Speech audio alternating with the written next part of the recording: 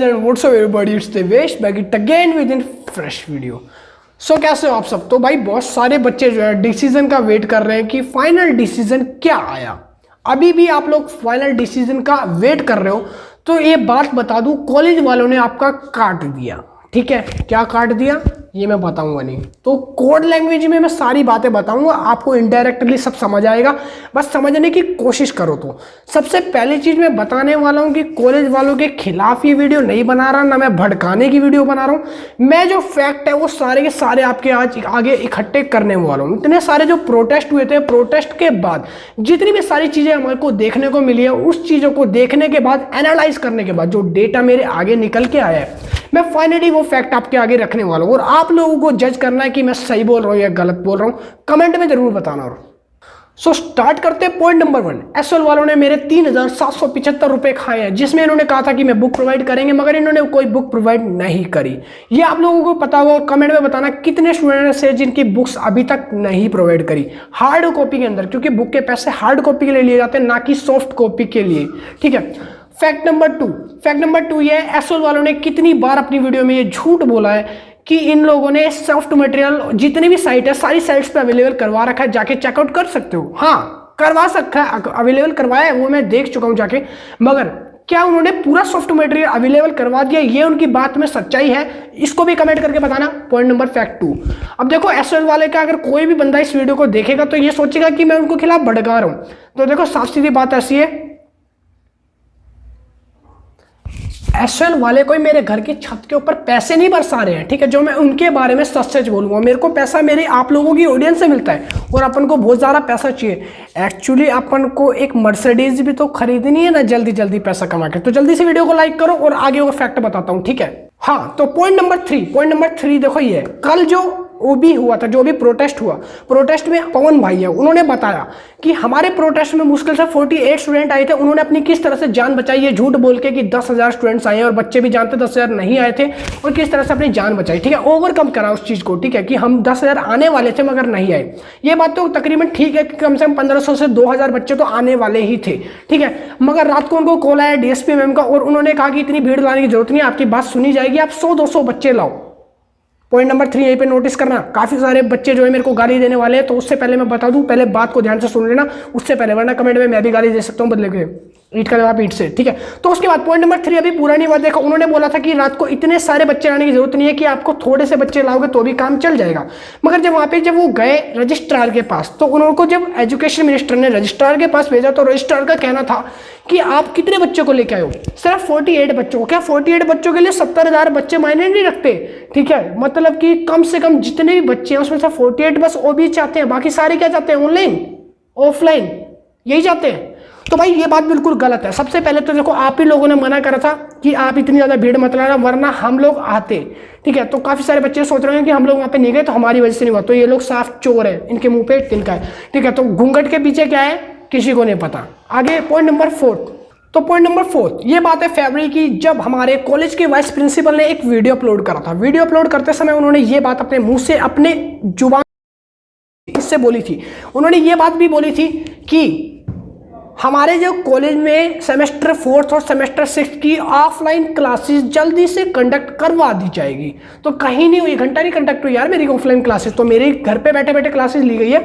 मैं कभी भी ऑफलाइन क्लासेस में गया नहीं, ना कोई मैसेज आया मेरे को, आप लोगों को भी नहीं आया, तो कमेंट में करना, बताना मेरे को। ठीक है, मैं कुछ नहीं करता यार, ऑफलाइन क्लासेस कंडक्ट ही नहीं हुई तो मैं क्या करूं। ठीक है, अब पॉइंट नंबर 5 की तरफ चलते हैं। पॉइंट नंबर 5 ये है कि जब रजिस्ट्रार के पास गए तो रजिस्ट्रार ने सिंपल से कल के डिसीजन में ये बताया कि आप लोगों के ओबी की डिमांड पूरी नहीं होगी। ये तो हमारे एजुकेशन मिनिस्टर ने बोल दिया था, ओबी नहीं होगा, एबी नहीं हो सकता, और ना ही आपका हाइब्रिड मोड चुना जाएगा। इसके अलावा कोई अनदर डिमांड है तो वो आप बता सकते हो, वो हम कंडक्ट करवा देंगे।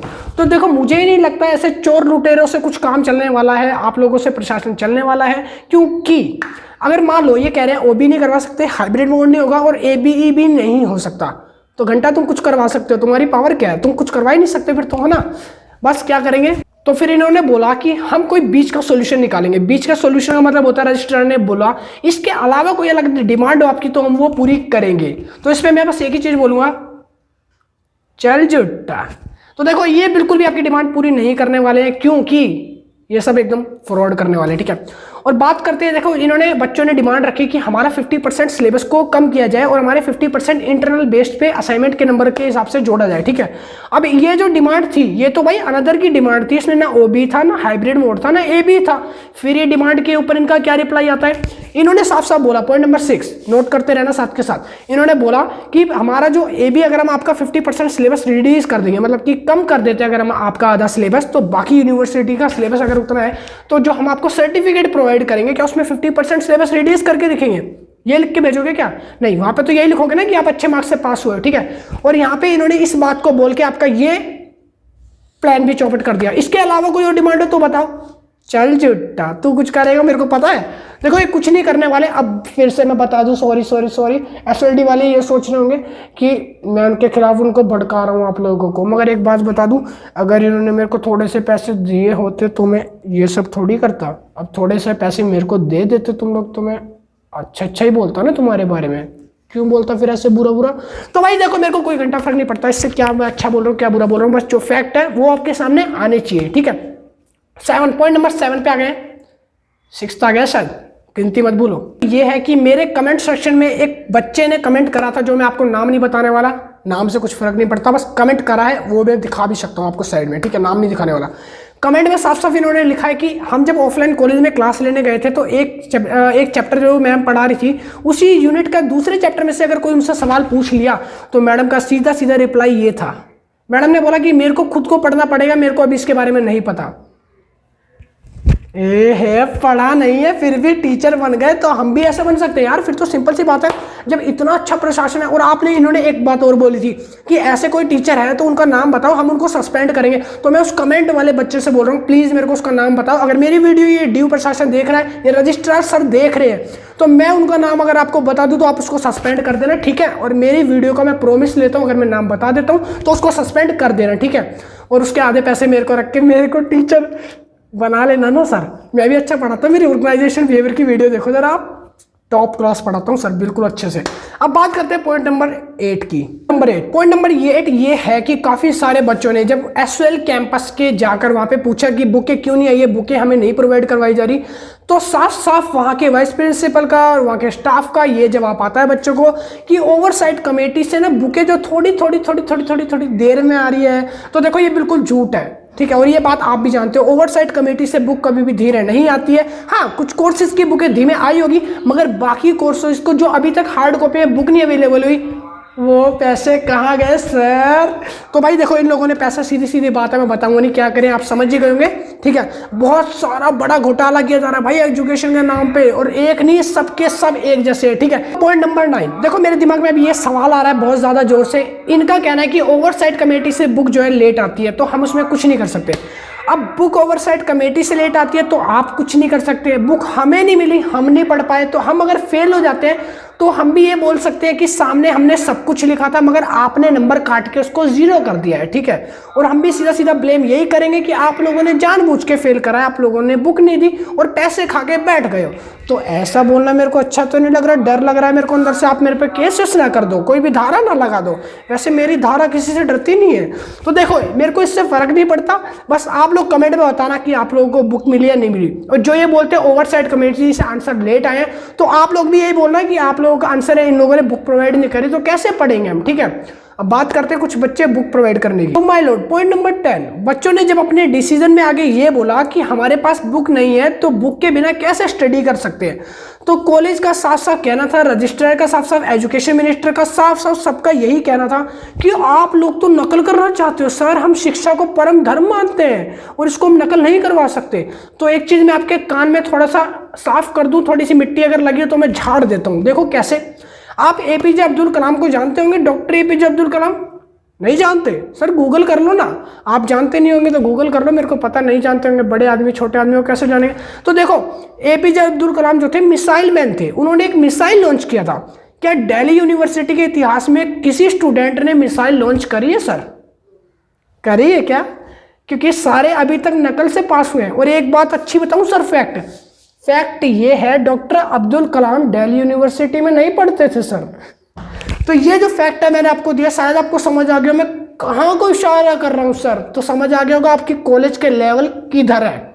बात करते हैं तो देखो सर, अब बात करते हैं पॉइंट नंबर 11 की। शायद मैं यहाँ पे पॉइंट वाइज पॉइंट में आपकी मिस्टेक गिनवा रहा हूँ तो पॉइंट रह जाए, मगर गलतियां एक भी नहीं छोड़ूंगा सर, पूरा कमिटमेंट करके बैठा हूँ आज मैं। फैक्ट नंबर 12, दिल्ली यूनिवर्सिटी को दिल्ली यूनिवर्सिटी बनाने का सबसे बड़ा मोटिव क्या है? अगर आप गूगल पे भी सर्च करोगे दिल्ली यूनिवर्सिटी, तो दिल्ली यूनिवर्सिटी पूरी दिल्ली की एक सबसे वर्सिटाइल और सबसे एजुकेटेड यूनिवर्सिटी में से एक आती है। और इसको बनाने का श्रेय सर आप लोगों को नहीं जाता, क्योंकि आप लोगों की उम्र ही 50 से 55 साल है, और दिल्ली यूनिवर्सिटी उससे बहुत ज़्यादा पुरानी यूनिवर्सिटी है, ये मैं ठोक के छाती बता सकता हूँ। और इसको यूनिवर्सिटी बनाने का दर्जा हम जैसे स्टूडेंट का है जिसको आपने छीन लिया।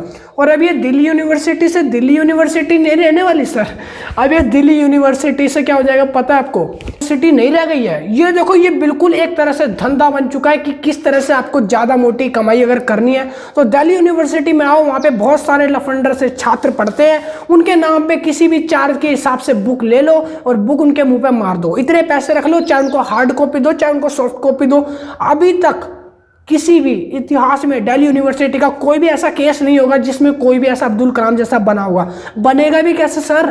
क्योंकि आप लोग ही अब्दुल कलाम नहीं बने, आप लोग ही खुद वाइस प्रिंसिपल बन के बैठे हो। आप लोगों ने कोई मिसाइल उड़ाई हो तो बताना सर। सो पॉइंट नंबर 12 ऐसा है कि काफ़ी सारे बच्चे फरवरी से पूछ रहे थे कि हार्ड मटेरियल कब आएगा, हार्ड मटेरियल कब आएगा, हार्ड मटेरियल कब आएगा। तो ये बात मैं क्लियर कर दूं, जैसे कि वाइस काउंसलर ने या फिर ये बता सकता हूँ कि वाइस प्रिंसिपल ने अपनी हर वीडियो में, जब फरवरी से इन्होंने काफ़ी इंटरव्यू दिए, मैंने देखा बड़े कोट वोट पहन के, तो उन्होंने हर उसमें वीडियो में बोला था कि इनकी बुक्स आ गई है, हार्ड कॉपी भी अवेलेबल करवाई जा रही है, सब चीज़ करवाया जा रहा है। तो बुक्स की कमी कहीं नहीं है भाई, सिंपल साफ सी बात है। बुक ना लेट आई है, बुक इनके पास भरी पड़ी है, भंडार है इनके पास बुक का। मगर अगर ये लोग आप लोगों को बुक दे देते हैं तो अगली बार पैसा कैसे कमाएंगे और उसके बाद फिर और ज़्यादा बिक्री इनकी कैसे होगी? नेपोटिज्म जो फैलाना है ना कॉलेज में इनको। उसके बाद पॉइंट नंबर 13 की अगर बात करें, नंबर 13 फैक्ट कुछ इस तरह का है। मैंने एक कम्युनिटी पोस्ट में ये डाला था कि कितने बच्चे चाहते हैं अपने सिबलिंग्स या अपने छोटे बहन भाइयों को दिल्ली यूनिवर्सिटी में एंट्रेंस दिलवाना या फिर एजुकेट करवाना, ठीक है। तो काफ़ी सारे बच्चों ने चाहा कि दिल्ली यूनिवर्सिटी को बंद हो जाना चाहिए। इस मैं नहीं बोल रहा, ये सिर्फ बच्चों की डिमांड है, ठीक है। और बच्चों ने जो दिखाया, मैं कम्युनिटी पोस्ट का यहाँ पे स्क्रीनशॉट लगा के वो भी आपको दिखा दूंगा, कितने बच्चे चाहते हैं और कितने बच्चे इसके हेट कमेंट करते हैं। भड़काने वाले देखो हम नहीं, हम बिल्कुल फैक्ट बताते हैं। आप लोग भड़काते हो, हम लोग भड़काते नहीं है बिल्कुल भी, ठीक है। और पॉइंट नंबर 1 से लेकर 13 तक जो मैंने लिस्ट बताई है, उसके बीच में अगर अब आपके पास किसी का भी जवाब हो तो प्लीज़ कमेंट में मेरे को बता देना। और हाँ, एक चीज़ और, जो टीचर मैंने बताया था अगर मैं उसका नाम बता दूं तो प्लीज़ सस्पेंड कर देना, ठीक है। मेरे को पता है एक्चुअली तुम नहीं करोगे, तुम्हारे पास पढ़े गिरे टीचर है ही कहाँ, ठीक है। बच्चे कुछ 5-4 टीचर हैं, वही आपने रख रखे हैं, वही आपको लगाने हैं, उन्हीं को पेमेंट करनी होती है। अपने घर के लोग रख लेते हैं सर, उससे पैसा और बच जाता है। इतना ही पैसा कमाना है, पैसों की तो लालच है। अब बच्चों ने कुछ एक फैक्ट है उनके आगे रखा, सर आप ये बहुत बुरा कर रहे हो बच्चों के साथ और आपको शायद इसके बदले माफ ना करे भगवान, ठीक है। सर का कहना है हमारे साथ जो होगा हम देख लेंगे उसके बाद। तो देखो, इनका देख लोगे कहने से मतलब क्या है? इनका देख लोगे कहने से मतलब है कि इनको कोई भी रिग्रेट, कोई भी शेमलेस, कोई भी चीज का अफसोस नहीं है। ये अपने ऊपर प्राउड फील कर रहे हैं कि हम दिल्ली यूनिवर्सिटी के वाइस चांसलर हैं, हम दिल्ली यूनिवर्सिटी के डीन है, हम दिल्ली यूनिवर्सिटी का स्टाफ है, हम इतने ज्यादा वेल एजुकेटेड है। तो नहीं सर, आप बिल्कुल गलत फहमी में जी रहे हो। आप कोई वेल एजुकेटेड स्टाफ नहीं हो, आपकी एक मामूली सी सोच है जो कि एक कॉमन मैन से भी नीचे गिरी हुई सोच है, ठीक है। तो मैं आपको बस ये याद दिलाना चाहता हूँ। और इस वीडियो में अगर किसी को कुछ भी अच्छा लगा तो प्लीज लाइक करना। इस वीडियो को बनाने में मेहनत तो नहीं लगी, ऐसा नहीं करूंगा, मगर इसमें मैंने वही फैक्ट बताया जो दिल्ली यूनिवर्सिटी में हो रहा है। अगर कोई उसके सपोर्ट में बात करेगा तो मेरे को बहुत गुस्सा लगेगा सर। और अगर कोई इसका ऐसा सपोर्टर है, मैं जानता हूँ मेरी वीडियो देखने के बाद बहुत सारे लोग ये सोच रहे होंगे कि भाई तू इतना बुरा कैसे बोल सकता है। तो मैंने जितने फैक्ट इकट्ठे करे मैंने फैक्ट के हिसाब से बोला, ठीक है। अगर आपको किसी को लगता है कि मैं दिल्ली यूनिवर्सिटी को हेट कर रहा हूँ या फिर किसी को ऐसे भड़का रहा हूँ तो कमेंट में मेरे से आके मिलो, मैं सारी डिस्कशन उसकी भी क्लियर कर दूंगा, मैं फैक्ट भी दिखा सकता हूँ, ठीक है। उसके बाद बात करते हैं, अभी इस वीडियो को एंड करते हैं। और वीडियो में कुछ अच्छा लगा तो लाइक करना, कमेंट करना, वीडियो को, चैनल को सब्सक्राइब करना। मुझे भी तो एक्चुअली कार खरीदनी है ना सर, तो आप तो पैसा कमा रहे हो तो मेरी वीडियो पे अच्छे खासे व्यूज आएंगे तो कल अच्छी खासी अर्निंग भी हो जाएगी। Next video, see you, ta-ta and bye bye.